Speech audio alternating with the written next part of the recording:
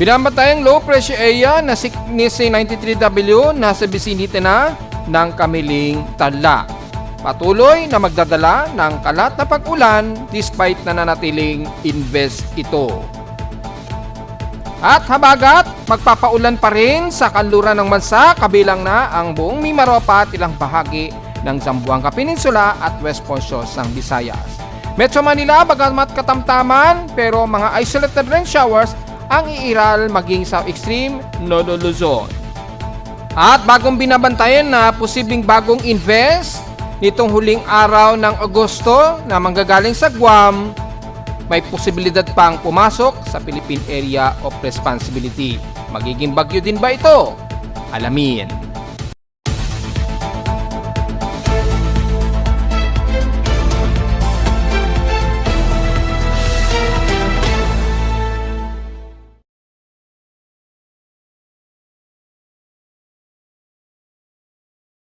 Hello, good morning mga folks. Welcome po muli sa ating Daily Weather Bulletin at Analysis para sa araw ng Miyerkules, August 27, 2025. Ang oras sa ating boss ng umaga ay alas 10:39 na ng umaga. Bagamat moderate ang umiiral ngayon dito sa Metro Manila at ilang bahagi dito sa bandang Calabarzon at Northern Luzon. However, yung sentro kasi ngayon ni 90TW ay nasa may bandang Central Luzon sa Tarlac. Yung pinaka-outer trough niya ay hindi masyado ramdam dito sa Metro Manila at halos ramdam lamang sa may bandang timog kanlurang bahagi po ng Luzon. Kabilang na ang Mimaropa at ilang bahagi dyan sa may bandang Batangas at sa hilagang silangan naman dito sa may bandang Aurora region o Kasiguran Aurora at ilang bahagi dyan sa Cagayan Valley. So, medyo scattered po ang nangyari kaya yung pinaka-inward ng water vapor hindi masyado dumadaan dito sa pinakamalapit sa sentro ni 90W. Kaya mapapansin ninyo, halos sa katamtaman lang ang lagay ng panahon natin sa Metro Manila at umaaraw-araw pa po mga folks. Pero hindi ibig sabihin ay hindi pa rin tayo makakaranas ng mga scattered isolated rain showers anytime. Dahil inaasahan natin mataas po ang saturated water vapor na magiging dala pa rin itong C93W na nanatiling invest pa nga po.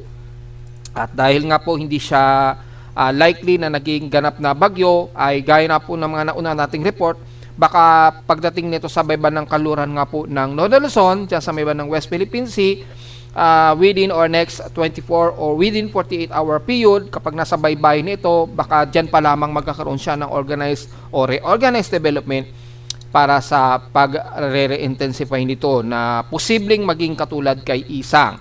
So, wag pa natin tayong pakampante and so far ay kung hindi ako nagkakamali, hindi nag-suspend ngayon ng klase dito sa Metro Manila ngayon. Dahil mula naman kahapon sa observation, hindi naman nagdulot ng malawakang buhos po ng ulan kahapon dito sa Metro Manila at ilang bahagi nga po sa bayban ng Calabarzon. Although isolated at may mga pabugso-bugso lamang na mga mahihinat katamtamang pag-ulan sa maghapon ang naranasan sa Metro Manila mula kahapon. So kitang sa Doppler radar ang may mga ilang water vapor na umiiral sa may bandang Baler Aurora hanggang bandang Kasiguran. So expected pa rin ng mga kalat-kalat na pag-ulan. At sa may bandang Olongga po naman at Bataan, medyo mataas din ang water vapor. So may mga hindi inaasang mga light to some moderate rain showers ang iiral dyan. Maging dyan sa may bandang Camarines Norte at ilang parte ng Bicol region na may mga accumulated water vapor. Although hindi ganon kalakihan ang water vapor, hindi kagaya sa may bandang Baler Aurora. So be ready na lamang po at expected medyo mababa po ang lightning strikes natin. Yan, wala po halos. Mga nasa 7 na lightning strikes lamang na-detect pero wala sa pinaka-mainland natin sa Luzon. Dahil medyo mababa pa po yung temperature o hindi pa masyado mataas ang hot humid natin. Pero nakataas ang thunder somewhat sa Southern Luzon. Well, 12 hours po ang validity ng forecast nito. So, anytime po ay maaari pa rin tayong ulanin sa maghapon po. Kabilang na ang Metro Manila pa rin. So, hindi pa rin tayo lusot sa mga posibleng mga ulan po sa maghapon ha. So, ganun din sa Mindanao. Kaasa pa rin ang mga kalat-kalat na pag-ulan. Ang iiral na within 12 hours din daw ang most likely na thunderstorm o mga localized thunderstorm anytime at mga biglang kalat-kalat na mga pag-ulan na may pagkidlat at pagkulog nga po na iiral. Sa ating current conditions, overcast, gloomy haze at partly cloudy pa rin umiiral, pero mapapansin sa live CCTV snapshot sa amin, mapapansin ninyo medyo umaaraw-araw pa sa amin despite na medyo overcast pa rin at patuloy na gloomy, pero makikita ninyo nagmo-moderate po ang lagay ng panahon namin sa Caloocan. So inasahan pa rin na moderate ang magiging panahon natin sa Metro Manila, pero hindi mawawala ang mga tsansa pa rin ng mga pag-ulan sa maghapon. Sa lawes sa Petro na tala na weather station, kaninang 5:38 AM nakapagtala kami ng lowest of 24.5 degrees Celsius. Kahapon mababa ang aming highest air temperature na umabot lamang ng 29.9 degrees Celsius. Kahapon ito ng tanghaling tapat at 12:40 PM. So malamang ay mababa lang din ang aming nag-heat index pa rin na 37.6 degrees Celsius lamang kahapon. So dahil medyo nagiging moderate po ang lagay ng panahon sa buong Nodo Luzon, silipin natin ngayon kung tumataas na rin yung heat index natin ngayong araw. As of 10:29 AM dito sa amin sa Caloocan, nasa extreme caution na kami na 38 degrees Celsius. Pero ang forecast, pinakamataas na rin ang 37 degrees Celsius. So kung makikita ay medyo mababa pa rin daw ang magiging heat index namin sa Caloocan ngayong araw. So kung titingnan naman natin sa ibang lugar, well, double check natin kung mababa pa rin ba yung heat index sa kanila. Well, medyo mababa rin. Pinamataas ng 37 degrees Celsius, so wala tayong magiging komento sa ngayon dyan. Sa Tugigaraw, well, pinakamataas 40 degrees Celsius, so ito mas maalinsangan sa kanila. As of 10 o'clock, 34 degrees Celsius daw ang forecast, pero papalo pa rin hanggang 43 degrees Celsius mamayang alas 2 daw ng hapon. Ayun o. So maalinsangan pa rin sa kanila sa may bandang Tugigaraw. Sa may bandang Santiago Isabela, well, sa ngayon medyo mababa, pero papalo yan mamayang bandang alauna hanggang alas 2 ng hapon sa pinakamataas na 41 degrees Celsius po mamaya. So medyo pasulpot-sulpot po yung sikat din ng araw dyan sa inyo. Sa may bandang Pangasinan, silipin din natin, makikita natin medyo mataas din, 36 degrees Celsius, pero papalo hanggang 41 degrees Celsius mamayang alauna hanggang alas 2 daw ng hapon. So medyo maalinsangan din kayo dyan. Sa Tarlac na kung saan malapit ang sentro ni 93W, titingnan natin, mapapansin ninyo halos hindi ramdam yung sentro ni 93W. 36 degrees Celsius po ang forecast ninyo ngayong araw at papalo pa ito hanggang 41 degrees Celsius mamayang alas 1 ng hapon po. So hindi ka halos ramdam itong si 93W. Sa bandang Batangas naman, sa Batangas City ay ang pinakamataas sa kanila, 38 degrees Celsius. Hanggang 40 degrees Celsius ang pinakamataas mamayang alas 11 ng umaga o ngayong alas 11 na po ng umaga sa inyo. So medyo moderate at medyo manageable naman. Sa may bandang San Jose Occidental Mindoro, well, mukhang inuulan sa kanila ngayon kaya mababa lamang dahil ang Mimaropa gaya na ating inaasahan mula kahapon ay inuulan pa rin po sa kanila dyan at kalat-kalat po ito. Sa Central Luzon sa Cebu, sa Central Visayas rather, sa Cebu ay nasa 38 degrees Celsius po. So 39 degrees Celsius po ang pinakamataas, pero aabot pa rin daw yan hanggang 41 degrees Celsius ngayong 11 o'clock. Dire-diretso na rin yan hanggang mamayang alauna ng hapon. So medyo katamtaman lang din ang heat index sa inyo. At kung sisilipin natin sa Mindanao, well, medyo saturated din ang inyong heat index. So wala tayong magiging komento. Ibig sabihin lamang patuloy kayo inuulan dyan, maging dyan sa may bandang Zamboanga Peninsula din. Mataas po ang southwesterlies dyan. So medyo mababa lang din ang heat index sa inyo dyan. So wala tayong magiging komento sa may bandang Mindanao. Medyo nagmo-moderate din sa may bandang Visayas. So medyo may mga ilang bahagi lamang kabilang ng Metro Manila, medyo nagmo-moderate lamang yung heat index. So hindi ganoon katindi ang ating init pandama ngayong maghapon. Pero kung itatabi naman natin sa PH extremes in past 24 hours, ang Borongan Eastern Samar na nakatapagtala pa rin ng pinakamataas na air temperature na 34 degrees Celsius po. Sa Baguio, medyo mababa pa rin, almost stationary at 16.8 degrees Celsius. At sa inulan pa rin, grabe pa rin ang inulan sa Calayan, Cagayan, nakaranas sila ng 129 mm na matinding pag-ulan. Kahapon, 8.4 mm lamang naging total rainfall namin sa Caloocan. So nakaka 140 mm na kami in past 7 days o 356.4 mm na for the whole month of August. Mababa pa rin kami ng 116.2 mm para abutin ang August average rainfall. So tingnan natin kung maabutan pa rin natin yan sa mga susunod pang mga araw. Kaya lang, ilang araw na lang kasi halos mga 4 na araw na lamang ang nalalabi para pumasok ang buwan ng Setyembre. So hindi natin masabi kung aabutin pa nga ba yan. Depende na lamang yan sa galaw ng ating habagat. Sa ating outside humidity, mataas po ang concentration natin, 83%, at bumaba ito ng 1% since last hour. Mababa ang atmospheric pressure natin dahil malapit po sa Metro Manila ang sentro ni 93W, kaya 1,004 hectopascals ang pinakamababang atmospheric natin sa Metro Manila. So malamang yan din ang atmospheric pressure ngayon ni 93W, halos mababa. Kaya nadedetect natin dito sa Metro Manila at steady ito since last hour. So mababa po ang atmospheric pressure natin ngayon dahil malapit po sa Metro Manila.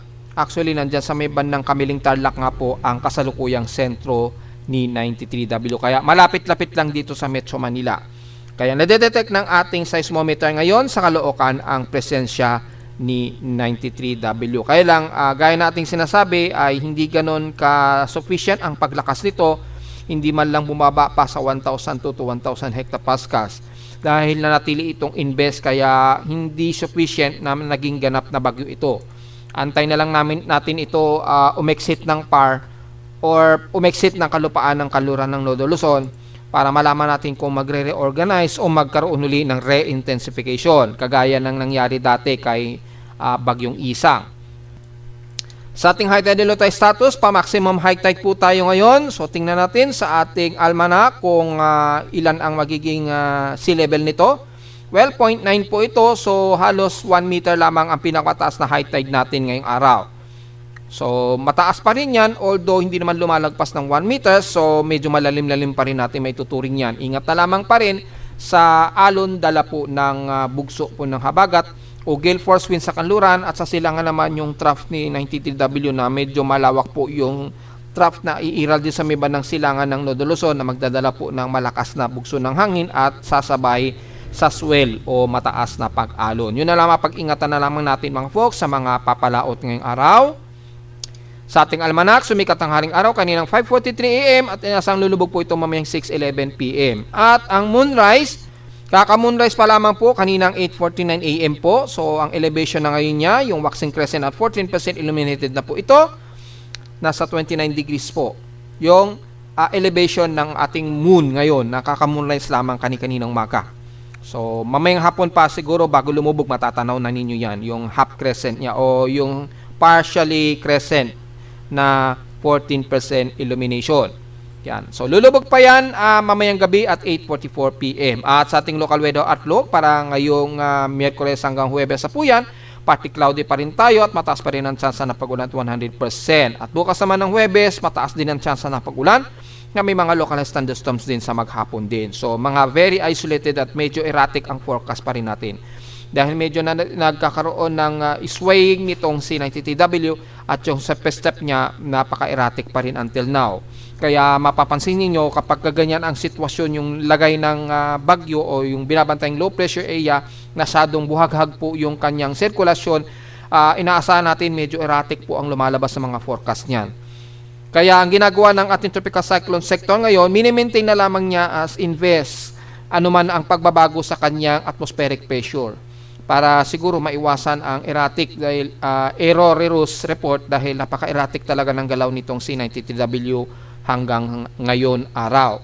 High sa lowest temperature expected, naglalaro 29 to 31 degrees Celsius and lowest temperature expected ay nasa 25 degrees Celsius. Although sa ating local weather advisory, while late na po ito, 3 o'clock AM, pero babasahin pa rin natin para sa pinaka-context namataan ng low pressure area na C93W, nasa vicinity po ito ng Patanugan, Quezon. Ngayon, nasa beman ng Kamiling Tarlac na nga po ito ngayon. Yan. And then, may bagong low pressure uli down na namataan, 200 km west ng Dagupan City, Pangasinan. So, may itinaas na low pressure area daw sa may bandang Pangasinan. Itong si Pag-asa, according kaninang madaling araw. Well, medyo pivoting state po ang nangyayari dito. Yan yung parang habagat yan sa may bandang Timog Kanluran, banda.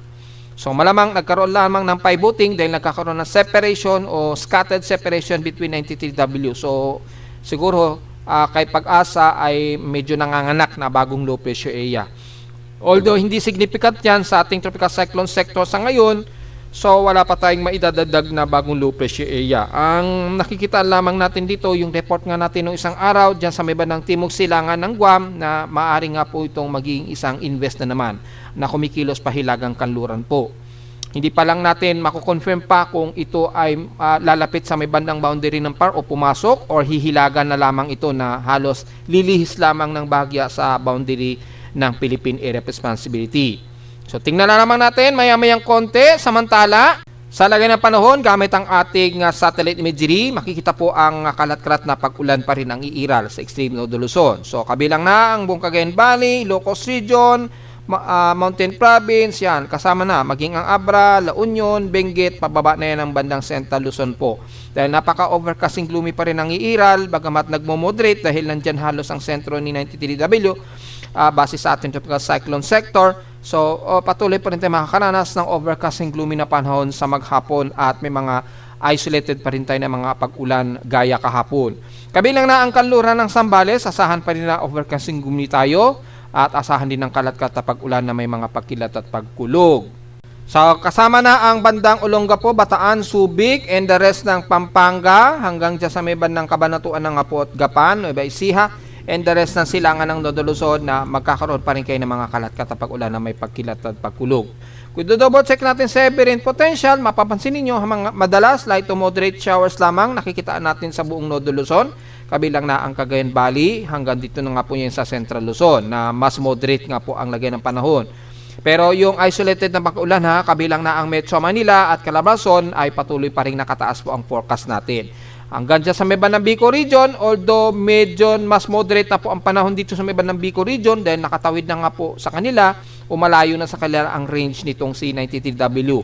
Bagamat moderate, medyo umaaraw na po sa inyo dyan, medyo improved weather condition, pero asahan pa rin ang mga isolated case of rain showers kabilang na dyan sa may bandang boundary nga po ng Quezon Province at Camarines Norte, hanggang dyan na pababa ng Iriga, hanggang sa Sorsogon na nga po. Bagamat mas moderate na po ang panahon ninyo dyan kabilang na ang Catanduanes Island.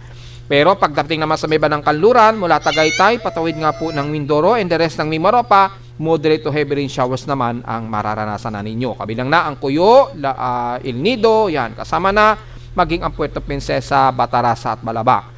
Ingat na lamang po dahil malakas po ang inaasahang pagbuhos ng ulan po dyan sa halos buong Mimaropa area dahil sa embedded pa rin ng ating habagat kasabay ng monsoon trough nitong si 93W na medyo nahahatak pa rin niya yung ating habagat.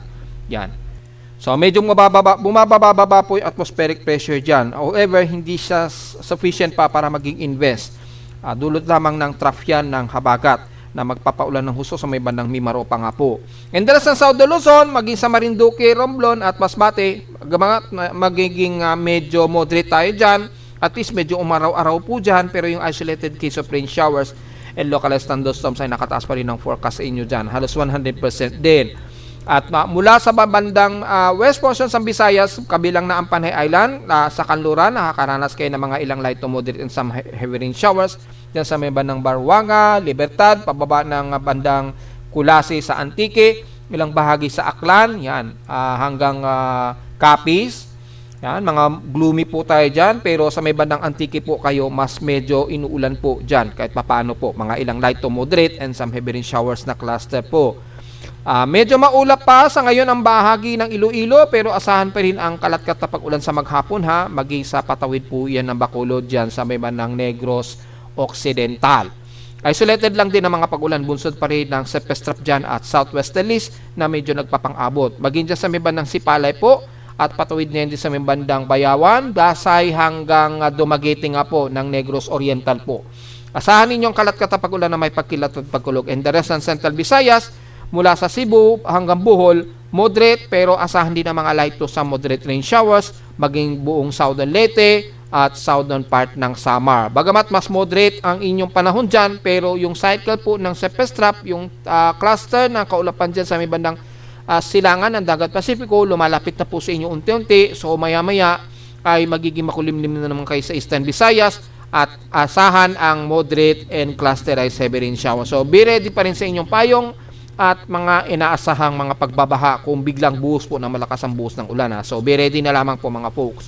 Sa buong Mindanao, very gloomy at overcast po tayo pero magiging mas maulan po ang bahagi po ng Zamboanga Peninsula, lalo na sa Zamboanga del Norte, bunsod po ng Southwest Delis, kabilang na ang City of Zamboanga, Basilan at Tolo-Solo na kung di ako nagkakamali, correct me if I'm wrong na lamang po kung mayroon yata yung simula ng botohan sa bandang Bangsamoro, so hindi natin alam ko ngayong araw yun. Pero meron kasing magkakaroon ng parang autonomous election daw dyan sa may bandang Bangsamoro. So anytime kung mangyari man ngayong araw ito, ay magdala na naman po kayo ng payong dahil medyo magiging maulan po ang halos buong Zamboanga Peninsula, lalo na dyan sa may bandang dulo nga po ng Zamboanga del Norte hanggang Zamboanga City.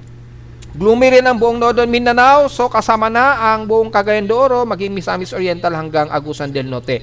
Asahan din ng kalat katapag ulan, bagamat light to moderate ang kadalasan ang iiral. Ganon din sa buong Surigao del Norte.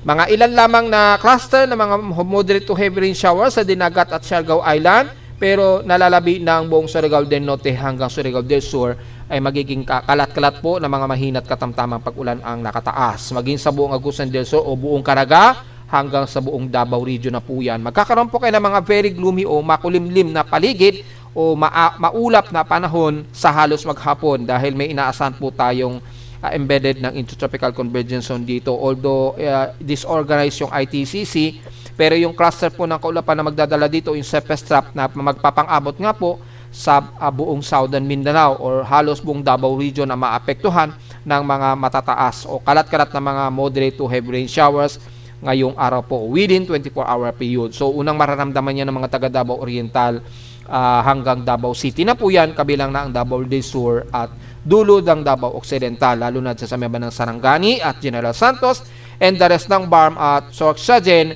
magiging maulap din kahit expected din ang unti-unting magiging maulan po sa maghapon dahil po may embedded po ng Cephes Trap dulot ng disorganized intertropical convergence zone dyan sa may ng katimugan ng Mindanao. Be ready na lamang po sa di inaasahang bigla ang boost ng ulan po ha, at posibleng pagbaha kapag itong cluster na kaulapan na ito sa timog silangan ng Mindanao ay mas lumapit po dyan sa Davao Region po anytime. So hindi mawawala ang mga tsansa ng pagbaha po at mga posibleng pagguho ng lupa. So be prepared na lamang po palagi mga folks. So halos ang buong Pilipinas ay overcast and gloomy pa rin po, maging sa silangan ng parte ng Southeastern Luzon at Eastern Visayas, bagamat medyo at least medyo umaraw-araw sa inyo dyan sa may bandang Eastern Visayas at Southeastern Luzon. Pero yung mga di inaasahang kalat-katapag ulan sa maghapon ay patuloy pa rin na iiral dahil nga po sa embedded po ng monsoon trap, kasabay nga po ng umiiral nga po na habagat sa kanlurang bahagi ng bansa.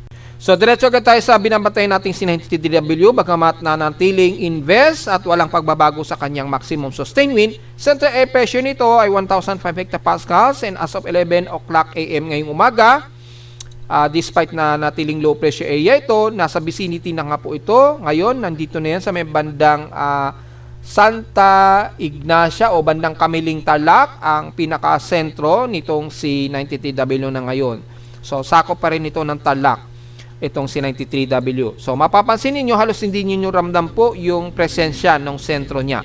At dahil nandyan po yung sentro, mapapansin niyo mas moderate po ang paligid ninyo dyan. Pero pagdating sa pinaka-outer rain band nito, ang mas malawak na inuulan po ang parte na ito sa itaas ng Northeastern Luzon. Yan, hanggang dito sa may bandang southwest ng bandang Mimaropa. Kaya mas maulan po ang parte ng Mimaropa dahil embedded at nahahatak po yung habagat dito sa Timog Kanluran. Kaya mas apektado ngayon ang buong Palawan at ilang bahagi nga po sa kanluran ng Mindoro. Hindi masyado dito na kung saan ang sentro ni 90TW ay located po. Yan. Although patuloy pa rin tayo magiging overcast and gloomy mga folks ha, so hindi mawala ang mga tsansa pa rin ng mga pag-ulan natin. Natataon lamang malapit sa atin ang sentro ni 90TW. Kaya nagiging maulan po ang buong Batanes Group of Island, Extreme North Luzon, kalat-kalat po at mas magiging maulan po sa Timog Kanluran ng Mimaropa dahil pa rin sa hatak nito sa ating habagat.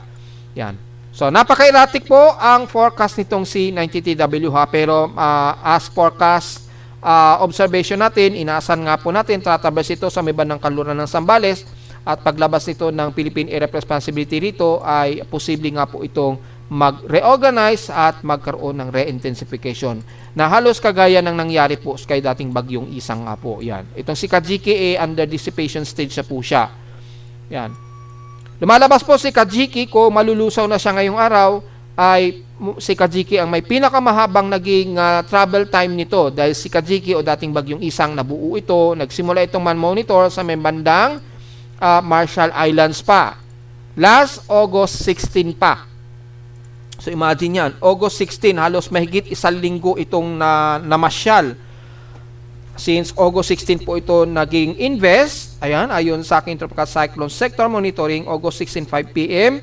And then, pumasok ito ng Philippine Area of Responsibility by August 19, mga 10 o'clock p.m. po yan. So, mga 9:30 o 10 o'clock p.m. po yan nakapasok ng ating Philippine Area of Responsibility noong August 19 po yan. Last Tuesday po yan, last week ng Tuesday. And then, unang naglandfall po ito sa bandang Kasiguran, Aurora. Bandang August 22 na po ito, mga 7:45 o 8 o'clock ng umaga po, kinabukasan. August 22 yan, so Friday po yan, last Friday, naglandfall po ito sa may bandang Kasiguran, Aurora. And then, nag-exit ito ng Philippine Area of Responsibility, si Kajiki ay August 23 na po ng madaling araw. So mga 2 o'clock AM po ito ng madaling araw ng August 23 umexit ng Philippine Area of Responsibility. So Saturday po yan, Saturday. Then doon na siya nagsimulang maging tropical storm, severe tropical storm. Nag-severe tropical storm na siya. Yan, 7:30 AM na po ng kinaumagahan ng Sabado. And then severe tropical storm, tama ba? Tropical storm. Then nag-severe tropical storm siya mga bandang hapon, mga 3:45 PM. Nag-severe tropical storm na po siya. And then naging typhoon category ito mga bandang 6 AM po ng August 24 or 7:30 AM po ng August 24 po yan. Yan na po yung linggo. Nung linggo po yan, naging typhoon category na siya. And then, yung 1 minute average na super typhoon category niya, 6 o'clock PM po yan ng linggo na. Nag-super typhoon siya. And then, andyan na sa may bandang Hainan. So, napakahabang araw na naipasyal nitong si dating bagyong Isang. Hanggang sa ito, nandito na siya sa pinaka-boundary na ito ng bandang, ewan ko kung pasok pa rin ito sa sakop ng Thailand o boundary ng China. So parang nasa halos boundary na siya bago ito tuloy yung malusaw. So si dating bagyong Isang po ang may pinakamahabang naging observation and travel time. Na-discover siya as invest August 16 at malamang ay ngayong araw ay posible itong mag-dissolve o malusaw ay August 27 na nga po. Ewan ko lang kung ngayong araw po pero at least expected natin na malusaw yan ngayong araw. Kung hindi man ngayong araw baka within 24 or next 24 hours pa. So siya ang may pinakamahabang naging travel time, hindi kagaya nitong C93W na natiling invest. At makikita po natin ay kikilos nga po ito pa kanluran pa rin. At ngayong maghapon siguro ay lalabas na ito ng kalupaan ng Zambales or kung hindi man sa may bandang Zambales, bandang Alaminos, Pangasinan na. Kung ito ay pabalandra sa may bandang Infanta ng Alaminos, Pangasinan baka umexit ito bandang Agno, Pangasinan. Ngayon kung medyo hindi ito pa west-northwestward ang magiging kilos o pa northwestward, malamang bandang Santa Cruz, boundary ito ng Zambales. E-exit ng ating Philippine Area of Responsibility, ng ating kalupaan ng Zambales po, ng northwestern Luzon po. Yan. Nandiyan na yun sa may bandang baybayin po ng West Philippine Sea, sa may bandang either ng Agno, Pangasinan or bandang Candelaria o Santa Cruz, sakop ng Zambales. At dyan, pag exit po niya, ay posible pa itong mag-reorganize. However, ay wala itong nakikita na forecast and symbols. Wala. So, tropical cyclone track combination, wala pa rin po.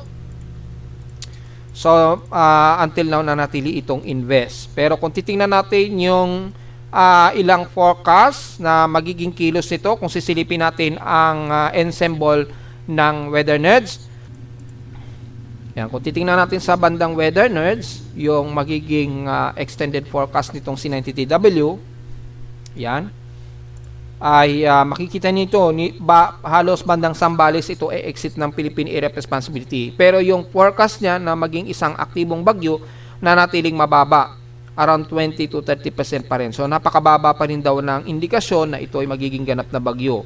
Yan, no? According dito sa huling latest report. Kay ECMWF, ganun din, na natiling mababa ang tsansa nito na magiging ganap na bagyo. So mukhang manatili lamang ito na low pressure area. Yan. So around 20 to 30% ang tsansa pa rin niya na maging isang ganap na bagyo pa rin according dito sa ensemble forecast na ito between GFS at ECMWF. So since merong forecast si ECMWF dito, exit ito ng kalupaan ng bandang Agno. Agno Pangasinan naman yung exit itong si 93W. Kay GFS naman bandang Zambales pa rin siya, you know. So malayo pa rin yung either way, mapapangasinan man yan umexit sa Agno or bandang Zambales. Well, inasa natin within 24 hours na yan ay dito nasa karagatan na yan ng bandang West Philippine Sea. Yun na lamang ang mas malinaw natin yan mga folks. So kung sisilipin naman natin kung sakaling lumakas man itong C90TW or mag-reorganize gamit ang ating Tropical Cyclone Assessment Monitoring, mapapansin natin dito, mataas pa rin yung probability ng kanyang tropical cyclone formation. Ayan, naglalaro pa rin sa 30 to 35% hanggang sa umexit ito ng kalupaan ng Zambales or Pangasinan ngayong araw. So, mapapansin, mataas pa rin yung probability in the next 24 hours. Pero kung mapapansin ninyo dito, merong bagong convergence. Favorable ang namamataan na natin sa timog silangan ng Guam. Yan, so kung hindi man ito maging invest na maging manatiling low pressure area lamang ito, pero makikita natin ay kikilos ito pa hilagang kanluran sa may bandang Guam po. Babalandra daw ito. Hanggang tuloy-tuloy na yan sa huling araw po ng Agosto.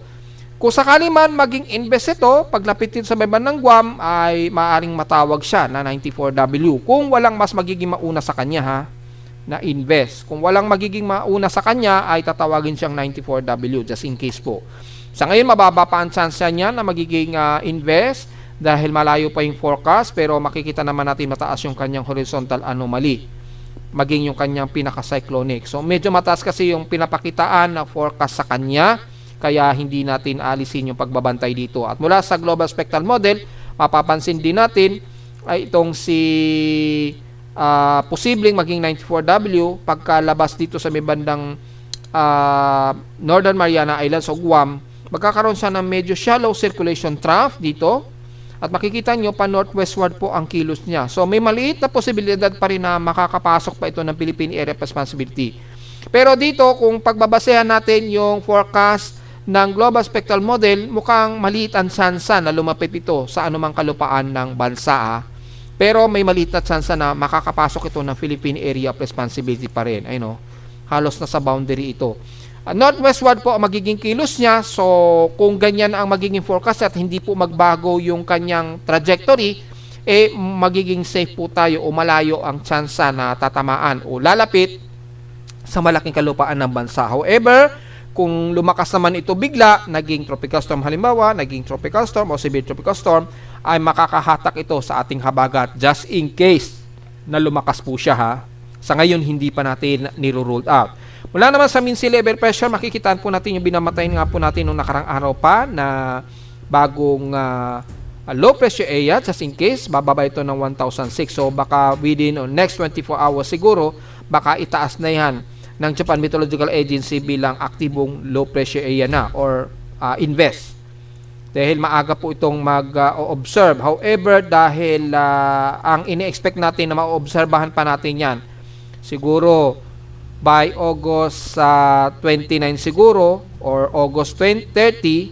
So this weekend pa natin siguro malalaman o itataas ni Japan Meteorological Agency itong si pre-94W just in case po.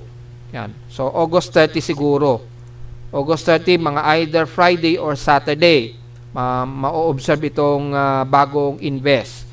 And then sa huling araw nga po ng Agosto, ma-obserbahan natin itong bagong circulation na to. Pero shallow din siya, oh. So, tingnan natin this coming weekend. Dahil inaasahan natin this coming weekend po ito magkakaroon ng low level convection according sa extended forecast, bagamat mababaw o hilaw lamang yung kanyang upward low convection o LLC. Kasi nga po nanatili tayong neutral, so hindi ganun nakaka-new-risk lahat ang low pressure area. Anyways, kung hindi man magbago yung trajectory niya, ang importante po, safe po tayo at hindi ito lalapit sa kalupaan ng bansa, ha? Pero may maliit na tsansa itong pumasok pa rin ng Philippine Area of Responsibility. At base na rin sa ating mga forecast, tropical cyclone strike probability nga po, na-discuss na po natin ng ilang beses na, ay dito ay aabot ng 20 to 30% yung tropical cyclone strike probability. Tapos, either way dito or dito sa may bandang southwest po ng, southeast po ng Guam. Ito nga po yung binabantay natin. Ayan. So, anong araw ito? August 29. So, pagpasok po ng August 30, Sabado po yan. Unang maapektuhan po ang Guam yan or Northern Mariana Islands. Base rito. Ayan o. So, nasa around 40 to 50% chance. Maapektuhan muna ang Guam yan. And then, kasabay niyan, meron tayong surface trap na mukhang mayroong surface trap na magpapaulan po sa may bandang Northern Luzon hanggang Southern Luzon po. This coming weekend. So, magkakaroon pa rin tayo ng mga kalat-kalat na pag-ulan. Dito may shallow trap ko kasi daw na posibleng mamamataan sa silangan ng Northern Luzon na magpapaulan sa buong Northern Luzon hanggang Southern Luzon. Samantalang si 90TW, malayo na siya. Nasa labas na siya ng Philippine Area of Responsibility. At nanatiling mataas ang kanyang tropical cyclone strike probability genesis na nasa 60 to 70% daw ang tsansa. So, hindi pa rin talaga natin i-ruled out na itong si 90TW ay magiging ganap na bagyo nga. Yun. Although malayo na yan sa bansa, pero ang magiging concern natin na mayroong surface trap daw dito o tropical wave na mabubuo sa may bandang silangan ng Northern Luzon. So, tingnan na lamang natin at itong si posible kung hindi man walang mauuna sa kanya, ay tatawaging 94W invest ito. Paglapit nito sa may bandang Northern Mariana Islands or ng Guam, this weekend po na darating. According dito sa ating Genesis o Tropical Cyclone Strike Probability Genesis. Sa uling araw ng Agosto, ng August 31, ito na nga po siya, ay naapektuhan ng 40% ang buong Guam at Northern Mariana Islands. Dito naman sa Northern Luzon, maapektuhan ng either tropical wave ang Northern Luzon. At least 20 to 30%. So mukhang uulanin tayo sa darating na huling araw nga po ng Agosto. Yan. So mukhang magdadala tayo ng payong pa rin bago matapos ang month of August.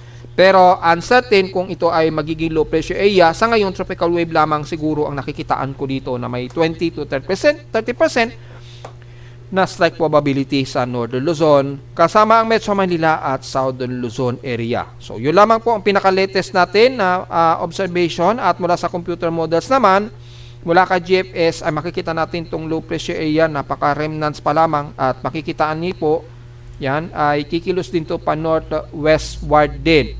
At makikitang medyo safe po ang ating bansa. However, kung lumakas ito, dahil dito lumakas siya ayon kay GPS, makakahatak ito sa ating habagat just in case po. So, baka yun yung sinasabi dito sa ating tropical cyclone strike probability. Kung sakali lang. Kung hindi man, kung mauna man itong tropical wave nito, bago itong binabantayan natin sa may bandang Guam, ay malalaman natin this coming weekend.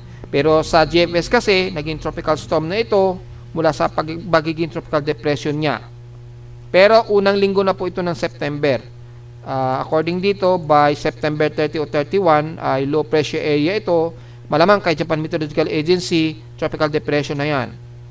May surface trap din na umiiral, so mukhang uulanin ang Eastern Visayas at Northern Mindanao this coming weekend. Kung mangyayari po yung forecast si GPS. Kay ECMWF naman kasi, tropical wave lamang ang nakikitaan. Ayun o. Yun. Medyo may tropical wave pa lamang yung namamataan dito sa timog silangan ng Guam. Hanggang sa huling araw nga po ng August. Ayan. Tropical wave lamang ang nakikitaan dito. So, unsignificant pa kay ECMWF. Pero kay NAVGEM, makikita po natin ay aggressive din yung forecast niya. Ayan o. Naging tropical storm din siya. Na unang maapektuhan muna ang Guam. Tapos, merong shallow low pressure area din daw dito sa may bandang silangan ng Northern Luzon, which is ayon dito sa ating ECMWF Tropical Cyclone Strike activity ay tropical wave ito. So, napaka-erratic pa.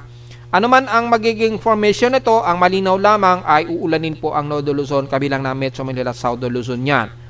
Hanggang sa pagpasok nga po ng unang linggo ng September. So, mukhang lumalabas, magiging maulan po ang unang linggo ng September natin sa Luzon. Tingnan na lamang po natin.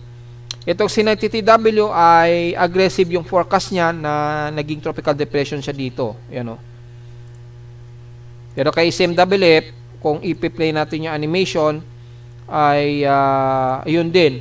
Tsaka na lang siya nagkaroon ng orientation o nag-reorganize. Malamang dito pa lamang siguro magiging tropical depression ito. Bago or pagka-exit ng Philippine Area of Responsibility. Yan. So, mga August 27, ngayong araw daw po ito, yung forecast. So, kung di ngayon, this coming weekend po, pagka-exit po na siguro ng PAR. Yun lang po yung pinaka-analysis natin. Kung mapapansin niyo po, medyo erratic yung forecast nila. Hindi pa magkakatugma. So, ang magiging sigurado natin dito, magdadala lamang ito ng mga kalat-kalat na pag-ulan sa buong northern, kabilang na ang Southern Luzon at Metro Manila. Hanggang sa makatawid na itong si 90TW sa Philippine Area of Responsibility. Siguro this coming weekend na nga po yan, mga folks. So, tingin-tingin at abang-abang na natin yung changes. Maging dito sa bagong binabantay natin na low pressure area. Samantala sa ulat lindol, malinis po ang ating seismograph. Wala tayong nadedetect na at least minor earthquake so far. So, diretso agad tayo sa data feed ni PBOX. Since kanina madaling araw, meron isang magnitude 4.5 to 4.6 diyan sa may bandang northeast ng Hinatuan, Surigao del Sur. Naganap ito 5:43 AM po ng madaling araw na may lalim na 73 km epicentral depth. So, medyo nakaramdam kayo at least intensity 1 to 2 sa paligid ng Hinatuan hanggang Tagbina, hanggang dyan sa may bandang Lianga, Surigao del Sur. Hopefully, walang nagkaroon ng cracking sa inyo dyan. So far, yan lamang po. Isa pa lamang na magnitude 4 ang nadagdagan. At kukunti pa lamang yung mga minor earthquakes. So, bilangin natin gamit ang ating historical earthquake data. Kung nakakailang total earthquakes sa tayo. Kung aabot na ba ito sa more than 150 total earthquakes ngayong month of August bago man lang matapos. Nasa total of 852 na nga po. So, lagpas 850 na. 852 po ang total earthquakes natin. At nasa 819 po ang magnitude 2.0 pataas. 31 sa magnitude 4.0 at nanatiling dalawang ating magnitude 5.0 pataas. At wala pa tayong record na kahit isang magnitude 5.0 sa hilagang bahagi ng bansa. Dito lamang yan sa may bandang katimugan ng bansa na nakapagtala ng magnitude 5. So, mas alisto at mas mag-iingat pa rin tayo sa may bandang Southeastern Visayas at Mindanao na kayo po ay may pinakamaraming mga paghinig. At kanina nga po umaga, ayon dito sa data feed nga po ni VBOX, nagkaroon na naman ng panibagong magnitude 4.6 sa may bandang Hinatuan. So, ingat na lamang po mga kababayan natin ha. Pero sa bandang hilagang parte ng bansa, especially sa Luzon, wag natin baliwalain kung medyo tipid po ang mga paghinig dahil may mga posibilidad na mabulaga po tayo ng biglaang malakas na jolt ng tectonic plates dyan. So, medyo alisto pa rin tayo mga folks. Lalo na sa may bandang southwest ng Luzon, sa may bandang Mindoro o bandang Lubang. So, ingat na lang po mga folks. At so far ay dadalaw pa lamang yung ating magnitude 5. Sa ating annual frequency, nakaka-total of 11,359 total earthquakes na po tayo ng buong taon hanggang August. Yan po ang total earthquakes natin so far. At mapapansin natin, pinakamarami pa rin ang naitala ang magnitude 2.0 pataas. Well, normal po yan. At yung magnitude 3, around 1,005. Magnitude 4, 304 ang total earthquakes. At magnitude 5, nakaka-38 na po tayo sa buong taon na to. Between January hanggang August pa lang po yan. And then, magnitude 6, nakakatatlo pa lamang tayo na magnitude 6 ngayong taon. At wala pa tayong kahit isa na nai-record na kahit isang magnitude 7.0. Yan yung ayon sa whole year record na data feed mula kay PBOX po yan. So, yun po. Nakaka-11,359 na po tayo na total earthquakes. At papapansin natin, mababa pa rin yung malalakas na mga naitala natin na pagyanig between magnitude 5.0 hanggang pataas. Yan. Medyo kakaunti. Pinakamarami pa rin talaga last year.